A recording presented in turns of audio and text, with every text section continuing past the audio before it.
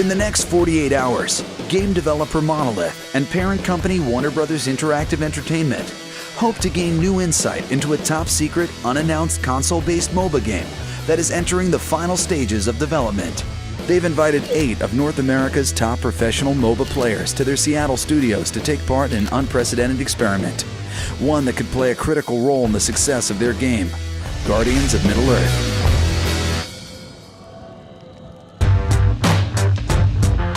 We're really excited to show you the game today.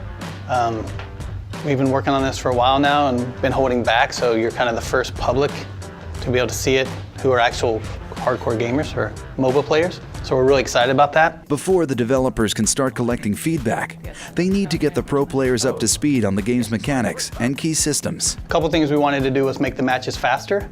We thought gamers would want to be in and out and on to the next round faster than you typically find in a PC MOBA. The other thing is, in general, all of the things that you put on your loadout are going to be stuff you slowly progress to unlock over the course of playing, leveling your profile, and earning coins to use to unlock all these different things. Bringing in a group of professional MOBA players to sort of give us feedback is a huge win for us trying to feel it out. Obviously, our day job is trying to make the game. Their day job is playing the game and really understanding what works and doesn't work about it.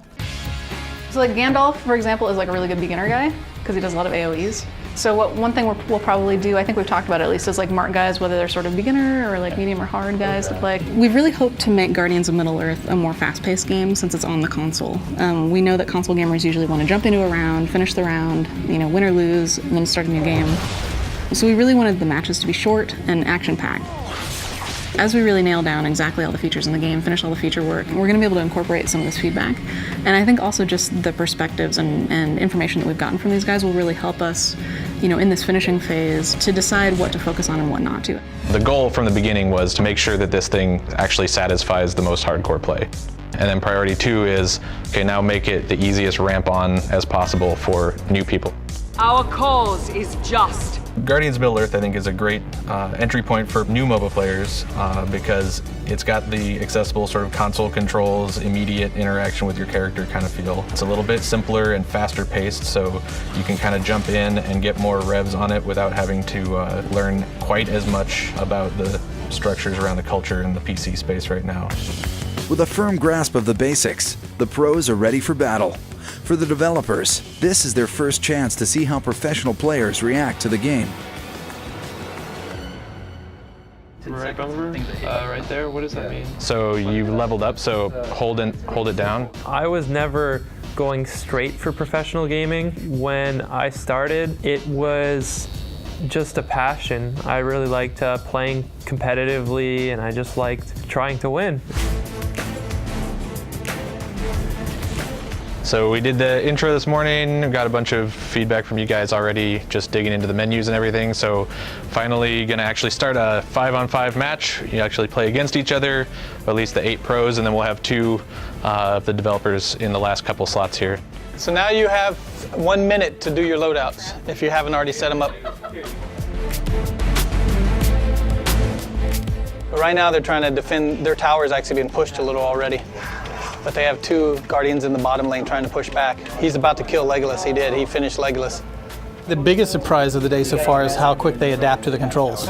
Soren's fun because he has like a dash that also stealths him, so you can dash behind enemy lines and stealth and then knock guys back into your tower, which is really awesome. It's been fun to really pick out those things that I think that fans of the lore are going to recognize, but also I think gamers will recognize how much depth there is behind each of these characters. The developers are working towards a balanced game where no one player has a distinct advantage and matches end around a sweet spot of 15 minutes. But the players are finding that not all Guardians are created equal, and matches last twice as long as expected. Oh, now you're going to prolong it because you're actually going to kill all of them, huh? Oh my god. That was close. Oh that was my close. god. I think I just 1v5'd them and then killed everybody. I started playing games, well, I wouldn't say professionally, but I started playing games a lot as an escape from reality, I guess, and now it is the reality, so I'm quite happy with that.